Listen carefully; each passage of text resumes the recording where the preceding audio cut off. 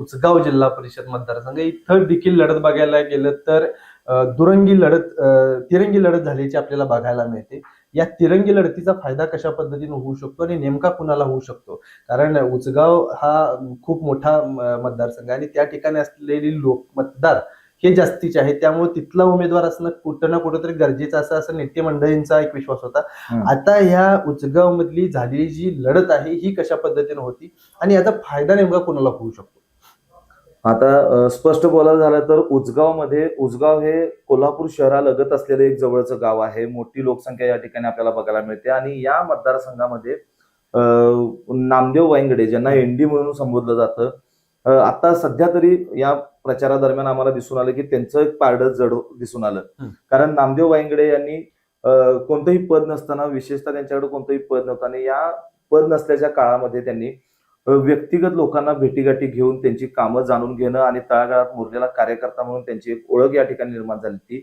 त्यांनी त्या ठिकाणी आपलं जे कार्यालय आहे ते कार्यालय नेहमीच त्यांच्यासाठी तत्पर ठेवलेलं आहे. एक नंबर देखील त्यांनी लोकांमध्ये पसरवलेला आहे की कोणती अडचण असली तर फोन करा. अशा प्रकारे त्यांचा एक जनसंपर्क, त्यांनी एक मोठा जनसमुदाय त्यांच्या पाठीशी त्यांनी उभा केलेला आहे. दुसरं बघायला गेलं तर कीर्तिकुमार मसुटे हे सुरुवातीपासून काँग्रेसचे जुने जाणते कार्यकर्ते आहेत आणि कीर्तिकुमार मसुटे यांनी देखील या परिसरामध्ये चांगला जनसंपर्क निर्माण केला आहे. कारण लोकांची ज्या काही अडीअडचणी होत्या त्या शासन दरबारी पोहोचवण्याचं काम आणि त्या सोडवण्याचं काम कीर्तिकुमार मसुटे यांच्या माध्यमातून भरपूर प्रमाणात झालेले आहेत.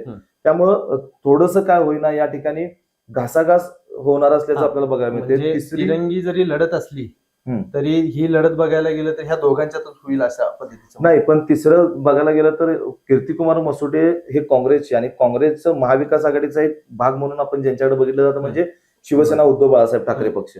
आणि शिवसेना उद्धव बाळासाहेब ठाकरे पक्षाचे जे करवीर तालुका प्रमुख आहेत अनिल उर्फ राजू यादव यांनी देखील या ठिकाणी शड्डू मारत मैदानात उतरलेले आहेत. कारण त्यांनी देखील विविध उचगाव हद्दच फक्त नाही तर उचगाव परिसरातील नागरिकांच्या ज्या काही समस्या होत्या या समस्या सोडवणे वेळ पडली त्यावेळेला आंदोलने मोठी केलेली आहेत, तीव्र आंदोलने केलेली आहेत, गुन्हे स्वतःवर त्यांनी ओढवून घेतलेले आहेत आणि सर्वसामान्य नागरिकांना त्यांच्या अन्याय होऊ नये या अन्यायासाठी ते नेहमीच झगडत आहेत. रस्त्यावरचा कार्यकर्ता म्हणून त्यांची ओळख आहे.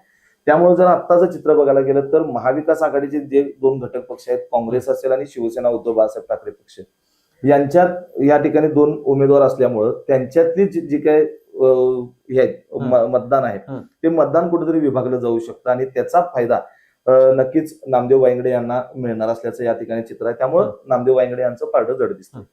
गोकुळ शिरगाव जिल्हा परिषद विषयी बोलायच्या अगोदर मी सांगतो की अद्याप कुठल्याही पद्धतीचे लाईव्ह निकालाचे जे अपडेट आहेत ते आपल्या हाती आलेले नाहीत. निकाल साधारणतः बघायला गेले तर 9:30 वाजल्यापासून मतमोजणीला सुरुवात होईल अशा पद्धतीची आपल्याकडे माहिती आलेली आहे. अजून निकालासाठी थोडासा वेळ आहे. मात्र त्यापूर्वी आपण ज्या काही प्रत्येक जिल्हा परिषद मतदारसंघामध्ये हाय व्होल्टेज ज्या लढती झालेल्या आहेत त्यावरती आता चर्चा करतोय. तिथली नेमकी काय परिस्थिती होती, ग्राउंडला नेमकी काय अपडेट होती, लोकांच्या नेमक्या काय प्रतिक्रिया होत्या आणि यासोबत ग्राउंड रियालिटी काय होती आणि त्या माध्यमातून वरचढ ज्या उमेदवाराचं पारडं आहे हे थोडक्यात बोलायचं झालं तर कोण निवडून येऊ शकतो या लेवलची आज आपण ही चर्चा करत आहोत आणि ह्या चर्चेच्या माध्यमातून आपण तिथला ग्राउंड कल काय आहे ते जाणून घेत आहोत. आणि आता आपल्यासोबत सद्दाम सर आहेत. सद्दाम सर, काय सांगाल? गोकुळ शिरगाव ही देखील लढत बघायला गेलं तर खूप चुरशीनं झाली. डॉक्टरांनी ऍडमिट होण्याचा सल्ला दिलाय पण स्पेशल रूम परवडत नाही. मग टेन्शन घेऊ नका. सूर्य हॉस्पिटलने प्रथमच अगदी कमी किमतीत सर्व सोयींयुक्त आणि रुग्णांची गरज लक्षात घेऊन बजेट फ्रेंडली रूम्स उपलब्ध केले आहेत. कॅशलेस सुविधांसह खिशाला परवडणाऱ्या किमतीत budget friendly economic special room.